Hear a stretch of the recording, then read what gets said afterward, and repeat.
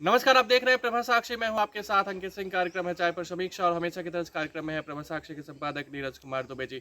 आज हम बात करेंगे देश की सबसे पुरानी पार्टी कांग्रेस की, और जिस तरीके से 5 राज्यों में मिली हार के बाद कांग्रेस के अंदर उठापटक की स्थिति है, उसी पर चर्चा होगी। सवाल ये भी रहेगा कि क्या आज जिस तरीके से कांग्रेस पार्टी की हालात है, उसके लिए गांधी परिवार जिम्मेदार है? इन्हीं तमाम मसलों पर हम बात कर रहे हैं प्रभा साक्षी के संपादक नीरज कुमार दुबे से। नमस्कार अंकित जी। आपका जो प्रश्न है वो वाकई काफ़ी सामयिक है और हम कह सकते हैं कि वो प्रश्न आज हर भारतीय के मन में है, क्योंकि देश की सबसे पुरानी पार्टी का यह हश्र होगा और जिनकी वजह से यह हश्र हो रहा है उनको किसी बात की परवाह नहीं रहेगी। ये एक बड़ी अजीबोगरीब स्थिति है जिससे देश की सबसे पुरानी पार्टी जूझ रही है। हमने 5 राज्यों के विधानसभा चुनाव में देखा कि कांग्रेस का क्या हाल हुआ। 4 राज्यों में वो पहले भी संघर्ष करती दिख रही थी और चुनाव परिणाम भी दिखाते हैं कि जनता ने बिल्कुल विश्वास नहीं किया। पंजाब में तो उसको सत्ता से बाहर किया है और बड़ी संख्या में सीटें आम आदमी पार्टी को देकर कांग्रेस को वहाँ से बाहर किया है। तो जो गांधी फैमिली है वो ये कह रही है कि हमने देखा कि किस तरीके से जब कांग्रेस कार्य समिति की बैठक बुलाई गई चुनाव परिणाम के अगले दिन ही, जो लोग आवाज़ उठा रहे थे उनकी आवाज़ और ज़्यादा नामुखर हो इसके लिए तुरंत ही कार्य समिति की बैठक बुला ली गई, चुनावी नतीजों की समीक्षा की गई और एक बात कह दी गई सोनिया गांधी की तरफ से कि मुझसे बड़ी गलती हुई कि अमरिंदर सिंह को हटाने में देर कर दी। अब पंजाब में अमरिंदर सिंह पर हार का ठीकरा आप फोड़ रहे हैं, गोवा में किस पर फोड़ेंगे, उत्तर प्रदेश में किस पर फोड़ेंगे, मणिपुर में किस पर फोड़ेंगे, उत्तराखंड में किस पर फोड़ेंगे। तो ये एक खास तौर पर कांग्रेस में जो एक चीज़ दिखती है कि अगर कुछ गलती हो जाती है तो जो हार है या कोई गलती हो गई तो उसका ठीकरा किसी और पर फोड़ दिया जाए और श्रेय लेने की जहाँ तक बात आती है, कोई उपलब्धि है तो वो गांधी फैमिली की, तो इससे काम नहीं चलेगा। और देखिए, परिवारवाद की राजनीति को जिस तरह से बीजेपी लगातार निशाने पर लिए हुए है, प्रधानमंत्री नरेंद्र मोदी लगभग अपने हर दूसरे तीसरे संबोधन में परिवारवाद की राजनीति को लोकतंत्र के लिए खतरा बताते हैं, परिवारवाद की राजनीति पर हमला बोलते हैं। उससे देश की जनता में भी एक ये भावना आ रही है कि हाँ, परिवारवाद की राजनीति नहीं होनी चाहिए, कि जो दादाजी भी मंत्री थे और उनका बेटा भी मंत्री है और उनका पोता भी मंत्री है, ये सब नहीं चलेगा। जो टिकट बटेंगे वो सिर्फ मेरे परिवार में ही बटेंगे, कुछ बचेगा तो फिर मैं बाहर वालों को दे दूंगा, तो ये सब नहीं चलेगा। लोकतंत्र में सबका अधिकार है और सबको नेतृत्व करने का अधिकार है। सिर्फ जो परिवार आधारित राजनीतिक दल हैं उनका पिछले कुछ चुनाव में लगातार जिस तरीके से हश्र जनता कर रही है वो दिखाता है कि परिवारवाद की राजनीति को जिस तरह से बीजेपी ने निशाना बनाया है वो चीज़ काम कर रही है। कांग्रेस की ही बात कर लें तो कांग्रेस में देखिए, आप अगर बात करते हैं कि पार्टी प्रमुख हैं सोनिया गांधी, हालांकि वो कार्यकारी अध्यक्ष हैं लेकिन अपने आप को पूर्णकालिक अध्यक्ष भी बोल रही हैं। वो सोनिया गांधी अध्यक्ष हैं, प्रियंका गांधी वाड्रा पार्टी की महासचिव हैं और इन सबसे भी ऊपर सुपर प्रेसिडेंट की तरह राहुल गांधी काम कर रहे हैं। कपिल सिब्बल ने जो सवाल उठाया है आप उस सवाल को समझिए। कपिल सिब्बल ने क्या कहा कि राहुल गांधी आखिर किस हैसियत से पंजाब में विधानसभा चुनाव के दौरान रैली में इस बात का ऐलान करते हैं कि चरणजीत सिंह चन्नी हमारे सीएम कैंडिडेट होंगे। क्या कांग्रेस कार्य समिति की बैठक में या कांग्रेस का जो भी औपचारिक मंच हैं जो निर्धारण करते हैं कि कहाँ पार्टी सीएम कैंडिडेट घोषित करके लड़ेगी, कहाँ नहीं लड़ेगी या कहाँ किस दल से गठबंधन होगा, तो पहली बात तो ये कोई फोरम भी नहीं रहा है और अगर है भी तो उनकी बैठकें नहीं होती हैं।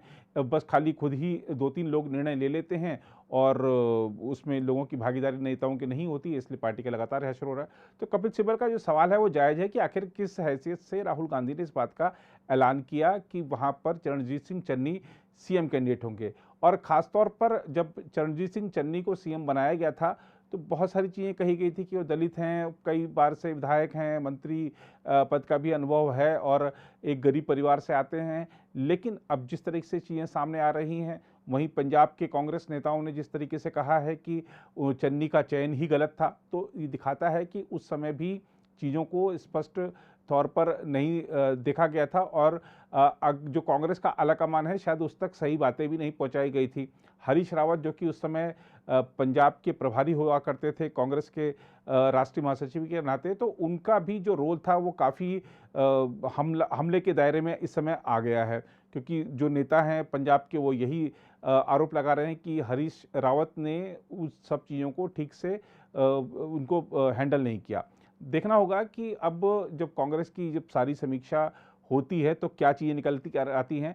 लेकिन अगर हम पिछले कुछ चुनावों के लगातार जो कांग्रेस ने समीक्षा की है उसको अगर हम देख लें तो दो तीन चीज़ें साफ तौर पर आती हैं कि हर हार के बाद गांधी फैमिली कहते हैं कि गांधी परिवार की तरफ से कहा जाता है कि ठीक है, हम अध्यक्ष पद छोड़ने के लिए तैयार हैं। तुरंत जो वफादार हैं उनकी जो प्रतिक्रियाएं सामने आ जाती है कि नहीं नहीं, आपके बिना काम नहीं चलेगा, आपको बने रहना है। तो जो लोग कांग्रेस में सुधारों की मांग कर रहे हैं, कांग्रेस में चाहते हैं कि गांधी परिवार से बाहर का अध्यक्ष हो, उनकी आवाज़ दबकर रह जाती है, क्योंकि जो परिवार के प्रति वफादार हैं, देखिए अभी कांग्रेस में दो धड़े हैं। एक तो पार्टी के प्रति वफादार है, पार्टी का हित चाहता है कि पार्टी किस तरह से खड़ी हो। गुलाम नबी आज़ाद ने भी कहा है कि हम पार्टी को यूं मरता नहीं देख सकते। तो एक वो धड़ा है जो पार्टी के प्रति वफादारी रखता है, एक वो धड़ा है जो परिवार के प्रति वफादारी रखता है। अब जो पार्टी के प्रति वफादारी रखते हैं उन पर हावी हो जाते हैं परिवार के प्रति वफादारी रखने वाले, तो कांग्रेस का भला कैसे होगा। अब जब भी बैठकें होती है, जैसे हमने कहा कि सिलसिला एक चल निकला है, अगर पिछले कुछ हारों को हम लगातार देखें तो कांग्रेस का जो प्रमुख परिवार है गांधी परिवार, वो कहता है कि हम अध्यक्ष पद छोड़ने को तैयार हैं। तुरंत कहा जाता है नहीं, आप नहीं छोड़ेंगे। तुरंत फिर गांधी परिवार की तरफ से कहा जाता है कि हम जल्द ही, कोई एक डेट दे दी जाती है कि हम जल्दी ही एक अध्यक्ष पद का जो चुनाव है वो कराएंगे और पार्टी को पूर्णकालिक अध्यक्ष मिलेगा। जरा कल्पना कीजिए, जिस पार्टी ने 60-65 साल इस देश पर राज किया हो, आज़ादी के आंदोलन में उसकी बड़ी भूमिका रही हो, जिस पार्टी का एक गौरवशाली इतिहास हो, और वो भी सबसे लंबा इतिहास अगर राजनीतिक इतिहास की बात करें भारत में राष्ट्रीय राजनीतिक दलों की, तो इतनी बड़ी पार्टी पिछले लगभग 3 साल से बिना पूर्णकालिक अध्यक्ष के चल रही है।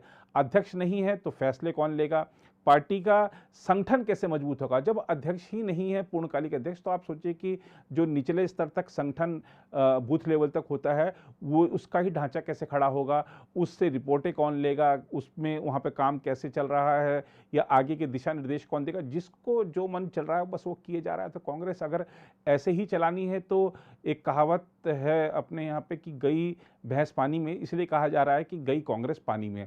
तो कांग्रेस को जिस तरीके से आलाकमान चला रहा है, वो पार्टी के जो छोटे जो कार्यकर्ता हैं, पार्टी के जो समर्थक हैं, जो कांग्रेस से उम्मीद रखते हैं कि शायद ये पार्टी फिर से कुछ बड़ा बदलाव ला सकती है, क्योंकि कांग्रेस ने, ऐसा नहीं है कि कांग्रेस का जो कार्यकाल है उसमें कुछ उपलब्धियां देश ने अर्जित नहीं की हों, उपलब्धियां कांग्रेस के नाम पर भी हैं, लेकिन कांग्रेस को आखिर हुआ क्या है, ये सवाल कांग्रेस को खुद से ही पूछना पड़ेगा। जो दुर्दशा है उसके लिए कहीं ना कहीं गांधी परिवार और कांग्रेस के नेता खुद जिम्मेदार हैं, खास तौर पे वो नेता जो गांधी परिवार के किचन कैबिनेट माने जाते हैं, जो वहां तक सूचनाएं पहुंचाते हैं, जो उनको सब कुछ हरा हरा है बताते हैं, वो सबसे बड़े, इसमें कहा जा सकता है कि वो सबसे बड़े एक तरह से कांग्रेस को नुकसान पहुंचाने वाले लोग हैं।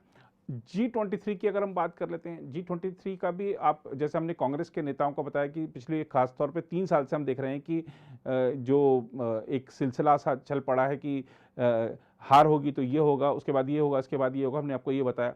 लेकिन G23 भी कुछ ज़्यादा अलग नहीं है।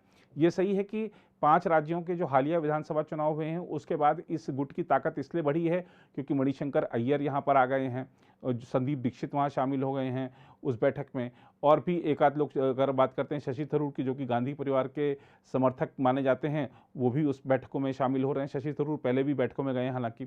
तो मणिशंकर अय्यर का जाना खासतौर पर चौंकाता है क्योंकि वो पूरी तरह से कट्टर हैं, गांधी परिवार के समर्थक माने जाते हैं। अब अगर G23 की ताकत बढ़ रही है, वो G25 हो गया है, तो भी क्या उसने कर लिया अब तक, जरा इसकी भी समीक्षा हो जाए।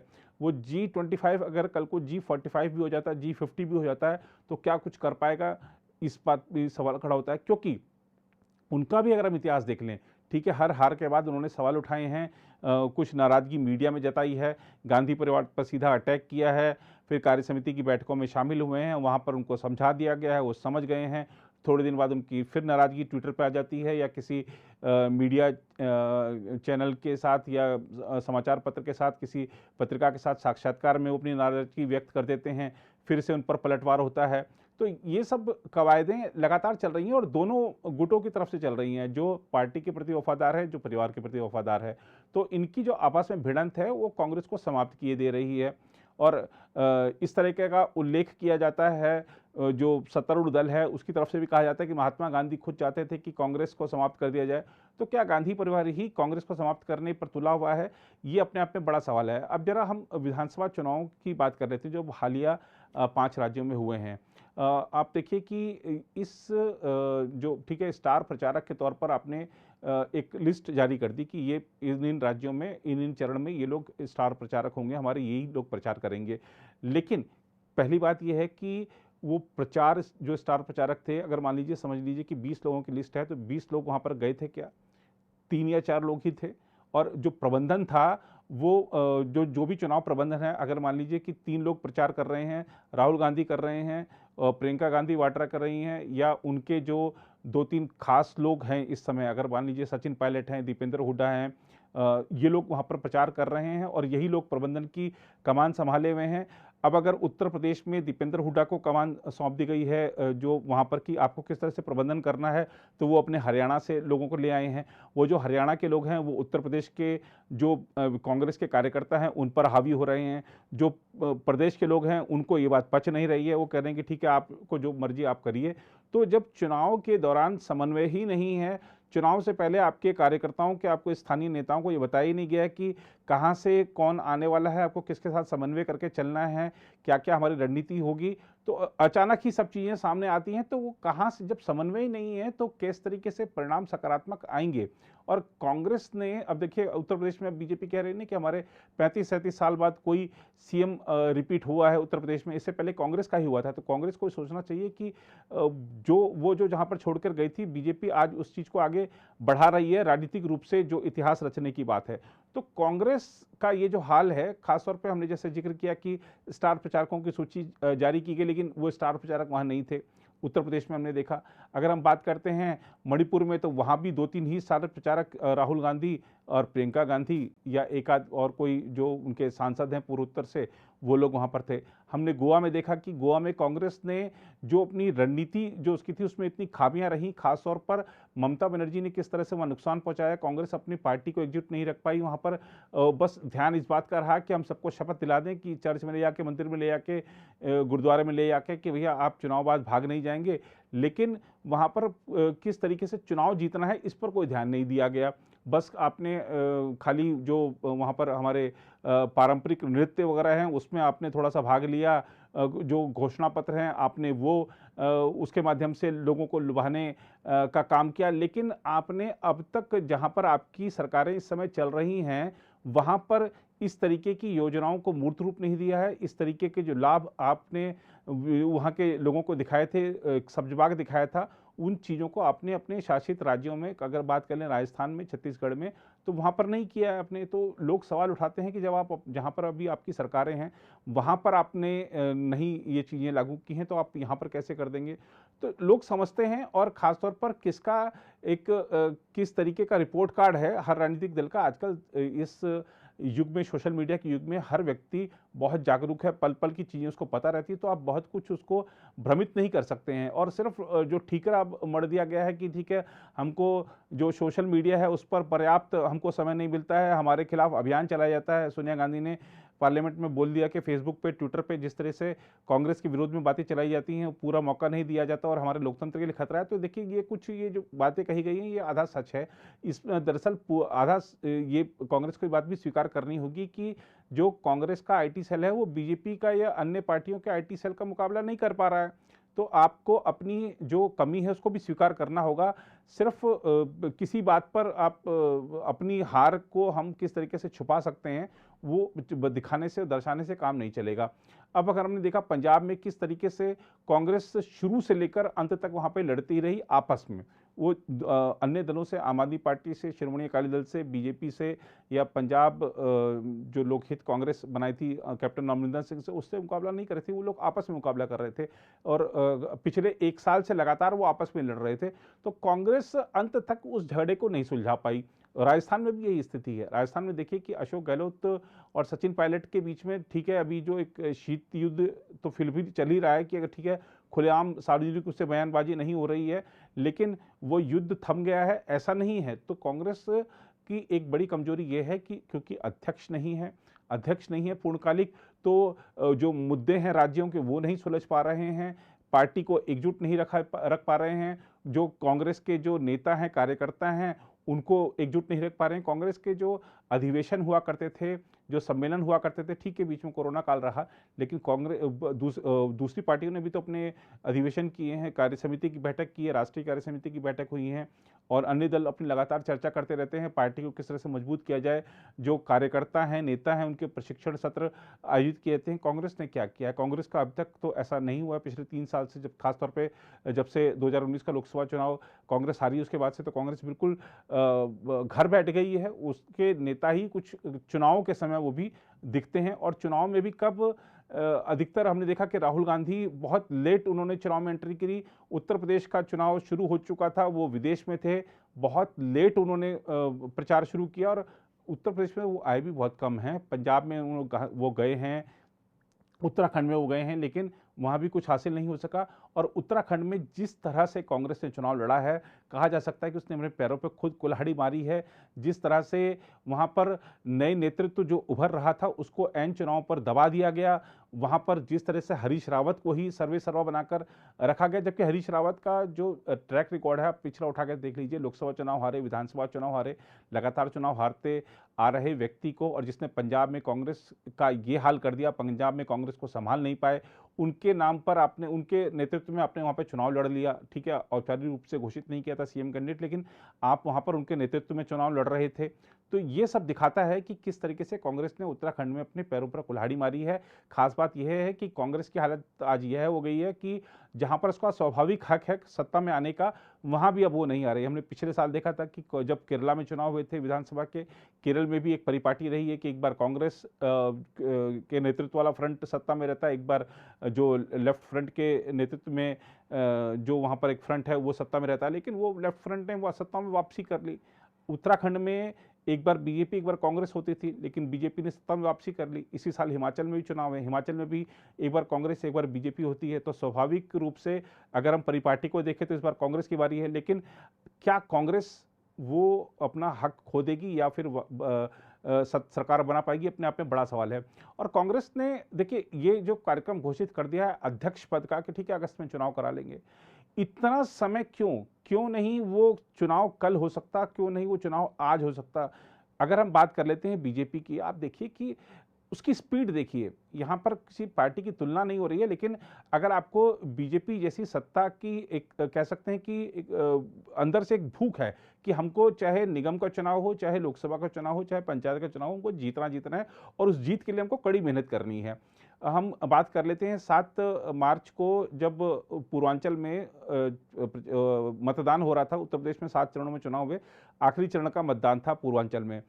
7 तारीख को मतदान हो रहा था। 8 मार्च को अमित शाह त्रिपुरा में रैली कर रहे थे। त्रिपुरा में अगले साल जनवरी या फरवरी में विधानसभा के चुनाव होंगे, तो त्रिपुरा की तैयारी अगले साल चुनाव होने हैं वो बीजेपी ने कर दी। अब जब 7 तारीख को वोट पड़ रहे और 8 तारीख से उन्होंने शुरू कर दी।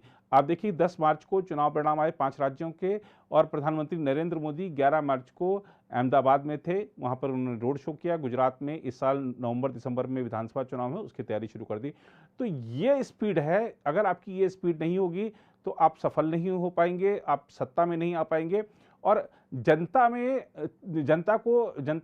जब वोट डालने जाती है तो ठीक है कि आपकी बातचीत से, आपने जो वादे किए हैं, आपका जो घोषणा पत्र है, उसकी बातों से वो सहमत हो, उसको वो ठीक लगे। लेकिन अगर वो देखती है कि अगर आप नहीं जीत सकने की स्थिति में है तो वो अपना मत नहीं खराब करती है। जनता का एक ये नया ट्रेंड है। तो आपको ये दिखाना पड़ेगा, आपको विश्वास दिलाना पड़ेगा जनता को कि हाँ, हम जीत सकते हैं और उस जीत के लिए हम मेहनत कर रहे हैं और हम बदलाव करके दिखाएंगे, तभी जनता आपके साथ आएगी। और वो विश्वास तब कब दिखेगा, जब आपके नेता और कार्यकर्ता मैदान में दिखेंगे। नेता कार्यकर्ता आपके मैदान में होते नहीं हैं, और जो होते भी हैं वो सिर्फ खाली वो बस अगर कोई किसी बड़ी नेता की रैली है तो उसको दिखाने के लिए कुछ लोग इकट्ठे हो जाते हैं, वो भी अधिकांश लोग बाहर से आ जाते हैं। तो स्थानीय स्तर पर आप लोग जब तक अपने संगठन को मजबूत नहीं करेंगे तब तक ये हालत बनी रहेगी। और कांग्रेस के लिए देखिए, ये जो स्थिति है वो उससे दुखी सिर्फ G23 नहीं है, उसे दुखी आम जनमानस भी है। क्योंकि देखिए, हमारा जो लोकतंत्र है, और लोकतंत्र वही सफल होता है जब विपक्ष एक मजबूत हो, वहाँ पर सशक्त विपक्ष हो। अगर सरकार जो आजकल बड़े बड़े बहुमत मिल रहे हैं, 2/3 3/4 बहुमत मिल जा रहा है, ये अच्छी बात है, लेकिन ये डराने वाली बात भी है कि अगर सत्ताधारी दल के पास इतना बहुमत होगा तो वो निरंकुश भी हो सकता है। उस पर अंकुश लगाने के लिए एक सशक्त विपक्ष, एक मजबूत विपक्ष चाहिए। यह लोकतंत्र की बुनियाद को मजबूत रखता है, और अगर विपक्ष कमजोर है तो ये बहुत सही बात नहीं है। कांग्रेस को इस दिशा में जरूर प्रयास करना चाहिए कि कैसे पार्टी खड़ी हो, कैसे पार्टी मजबूत हो। और ये जो दुर्दशा कांग्रेस की है, इसी को देखकर जो विपक्ष के और दल हैं, जिनकी एक एक राज्य में सरकारें हैं या अब 2 राज्यों में सरकारें हो गई हैं, तो वो भी अपने आप को राष्ट्रीय राजनीति में कांग्रेस का विकल्प मानने लगे हैं और चाहते हैं कि हमको नेतृत्व करने का मौका मिले, विपक्षी दलों का जो गठबंधन बने उसमें हम नेतृत्व करें। तो ऐसे अब कई सारे जो क्षेत्रीय नेता उभर रहे हैं, उनमें ये ऐसी महत्वाकांक्षा जागी है। कांग्रेस का पुराना इतिहास रहा है, और कांग्रेस का देखिए, चूंकि उसको शासन का एक लंबा अनुभव है, और उसकी भी एक जो विदेश नीति अगर हम बात कर लेते हैं, हमारी रक्षा नीति की बात कर लेते हैं, हमारी आर्थिक नीति की बात कर लेते हैं, उसको बनाने में बहुत बड़ा हाथ कांग्रेस का ही है। तो कांग्रेस को अनुभव है, और अनुभव बहुत जरूरी है राष्ट्रीय राजनीति के लिए। तो राष्ट्रीय राजनीति में जो अनुभव वाले दल हैं वही राज करें तो ज़्यादा बेहतर होगा। जो गठबंधन सरकारें हैं उस दौरान किस तरह से देश की दुर्दशा हुई, ये देश फूला नहीं है। इसलिए कांग्रेस को अपने आप को मजबूत करना चाहिए। अध्यक्ष का चुनाव अगस्त में नहीं करा के कल कराना चाहिए, परसों कराना चाहिए। सबको साथ मिलकर बैठकर एक चर्चा करनी चाहिए। कांग्रेस में जिस तरह से पहले लगातार अधिवेशन या विशेष सत्र हुआ करते थे, चिंतन शिविर हुआ करते थे, आत्मचिंतन हुआ करता था, वो सब चीज़ें लौटनी चाहिए। सिर्फ एक परिवार के इर्द गिर्द ही सब चीज़ें हो जाएं, और मैं ही सब कुछ हूँ, मैं ही हर ऐलान करूँगा, भले ही मैं किसी पद पर नहीं हूँ, वो सब नहीं चलेगा। ये लोकतंत्र है। लोकतंत्र में कांग्रेस को जो पार्टी है वो लोकतांत्रिक तरीके से चलानी होगी। परिवारवादी जो राजनीति थी उसके दिन लद रहे हैं। ये बात कांग्रेस जितने जल्दी समझ जाए उतना बेहतर रहेगा। तो ये था आज का प्रभा साक्षी कार्यक्रम। अगले हफ्ते आपसे फिर मुलाकात होगी। अगर आप भी लेना चाहते हैं देश दुनिया की तमाम जानकारी, तो आज ही सब्सक्राइब करें हमारे चैनल को।